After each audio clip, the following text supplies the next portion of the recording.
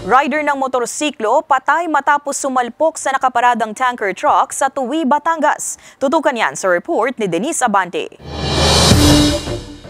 Nakabulagta sa hulihang bahagi ng tanker truck na ito ang 31 anyos na kinilalang si Louie Macapos, residente ng Nasugbu, Batangas matapos umanong bumangga ang minamanehong motorsiklo sa likod ng nakaparadang tanker truck sa gilid ng kalsadang sakop ng Barangay Sabang, Tuwi, Batangas. Ayon sa pulisya, papasok sana sa trabaho sa Cavite City ang rider pasado alas 10 ng gabi nang mangyari ang insidente. Kani po siya sa blind curve.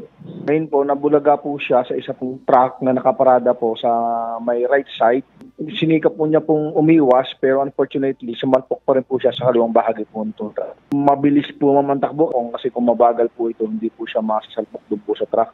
Naisugod pa sa ospital ang biktima ngunit idineklarang dead on arrival ng doktor. Nagkaroon na rin daw ng pag-uusap ang pamilya ng rider at driver ng tanker truck tungkol sa mga gastusin ng pagpapalibing sa biktima. Naiuwi na ang mga labi ni Macapos habang sinisikap pa ng GMA Regional TV Balitang Southern Tagalog na makipag-ugnayan sa pamilya nito at sa driver ng tanker truck para sa kanilang pahayag. Paalala naman ng pulisya, lagi po tayo maging alerto pag po tayo nagmamaneho. Wag po natin bilisan ang pagpapatakbo po sa National Highway. Ganon din po sa atin po mga truck drivers na wag po tayong pumarada ng matagal, lalo na po sa tabi ng highway kasi nagkokos din po ito ng aksidente.